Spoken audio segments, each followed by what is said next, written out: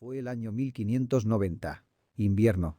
Austria quedaba muy lejos del mundo y dormía. Para Austria era todavía el medioevo, y prometía seguir siéndolo siempre. Ciertas personas retrocedían incluso siglos y siglos, asegurando que en el reloj de la inteligencia y del espíritu se hallaba Austria todavía en la edad de la fe.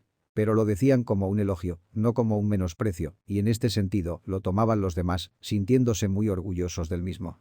Lo recuerdo perfectamente, a pesar de que yo solo era un muchacho, y recuerdo también el placer que me producía. Sí, Austria quedaba lejos del mundo y dormía, y nuestra aldea se hallaba en el centro mismo de aquel sueño, puesto que caía en el centro mismo de Austria. Vivía adormilada y pacífica en el hondo recato de una soledad montañosa y boscosa, a la que nunca, o muy rara vez, llegaban noticias del mundo a perturbar sus sueños, y vivía infinitamente satisfecha.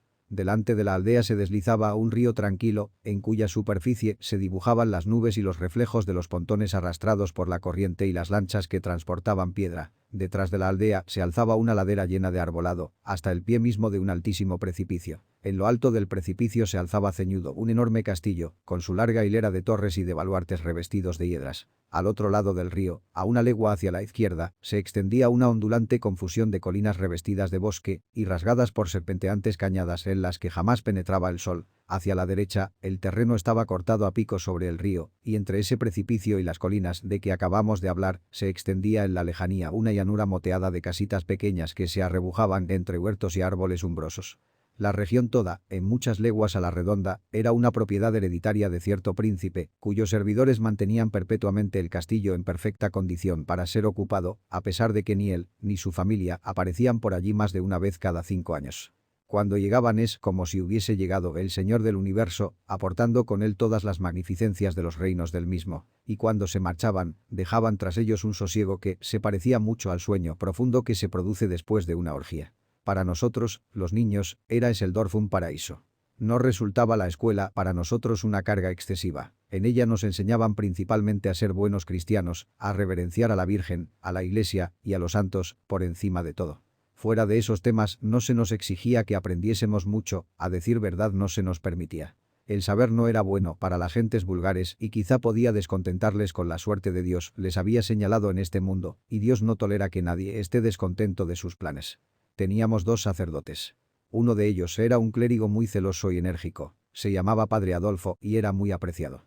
Quizá en ciertos aspectos puedan haber existido sacerdotes mejores que el Padre Adolfo, pero no hubo jamás en nuestra comunidad otro por el que sintiesen todos un respeto más solemne y reverente. Este respeto nacía de que él no experimentaba miedo alguno del diablo. Era el único cristiano de cuantos yo he conocido del que pudiera afirmarse eso con verdad. Por esa razón la gente sentía profundo temor del Padre Adolfo. Pensaban que aquel hombre poseía alguna cualidad sobrenatural, pues de otro modo no se habría mostrado tan audaz y seguro.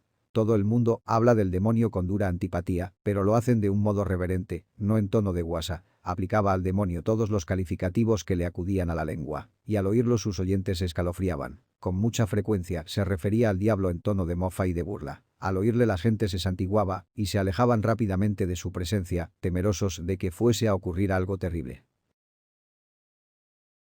El Padre Adolfo se había encontrado más de una vez cara a cara con Satanás y lo había desafiado. Se sabía que esto era verdad.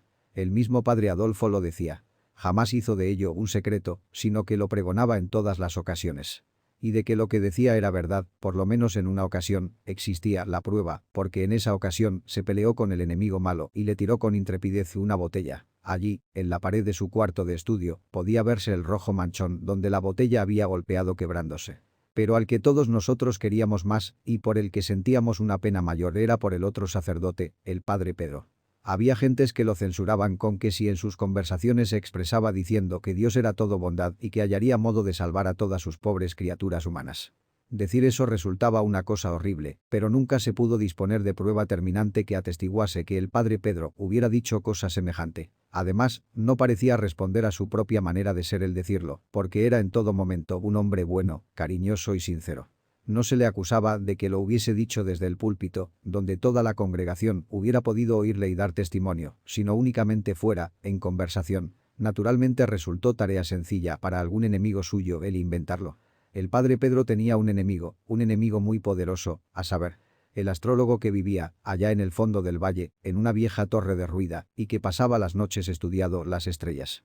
Todos sabían que ese hombre era capaz de anunciar por adelantado guerras y hambres, cosa que, después de todo, no era muy difícil, porque por lo general había siempre una guerra o reinaba el hambre en alguna parte. Pero sabía también leer por medio de las estrellas y en un grueso libraco que tenía la vida de cada persona y descubría los objetos de valor perdidos. Todo el mundo en la aldea, con excepción del padre Pedro, sentía por aquel hombre un gran temor. Incluso el padre Adolfo, el mismo que había desafiado al demonio, experimentaba un sano respeto por el astrólogo cuando cruzaba por nuestra aldea, luciendo su sombrero alto y puntiagudo y su túnica larga y flotante adornada de estrellas, con su libraco a cuestas y con un cayado, del que se sabía que estaba dotado. El obispo mismo, según la voz corriente, escuchaba en ocasiones al astrólogo, porque además de estudiar las estrellas y profetizar, daba grandes muestras de devoción, y estas, como es natural, causaron impresión al obispo. Pero el padre Pedro no fue de los compraron acciones al astrólogo.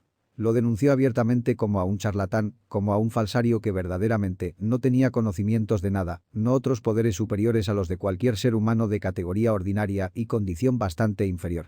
Como es natural, esto hizo que el astrólogo odiase al padre Pedro y desease acabar con él.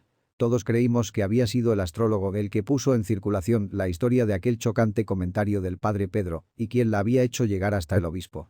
Se decía que el padre Pedro había dirigido aquel comentario a su sobrina Margarita, aunque Margarita lo negó y suplicó al obispo que la creyese y que librase a su anciano tío de la pobreza y del deshonor.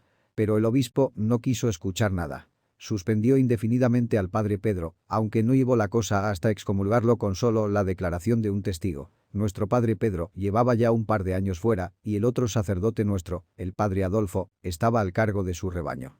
Aquellos habían sido años duros para el anciano sacerdote y para Margarita. Ambos habían sido muy queridos, pero eso cambió, como es natural, cuando cayeron bajo la sombra del ceño obispal. Muchos de sus amigos se apartaron de ellos por completo y los demás se mostraron fríos y alejados.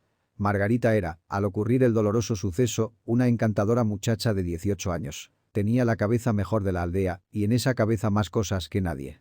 Enseñaba el arpa y se ganaba, gracias a sus propias habilidades, lo que necesitaba para vestir y para dinero de bolsillo.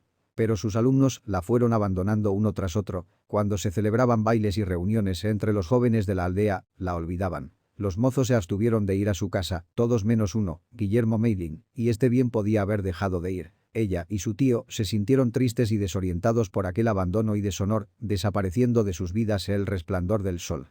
Las cosas fueron empeorando cada vez más durante los 2 años. Las ropas se iban ajando, el pan resultaba cada vez más duro de ganar. Y había llegado ya el fin de todo. Salomón Isaacs les había prestado el dinero que creyó conveniente con la garantía de la casa y en este momento les había avisado que al día siguiente se quedaría con la propiedad.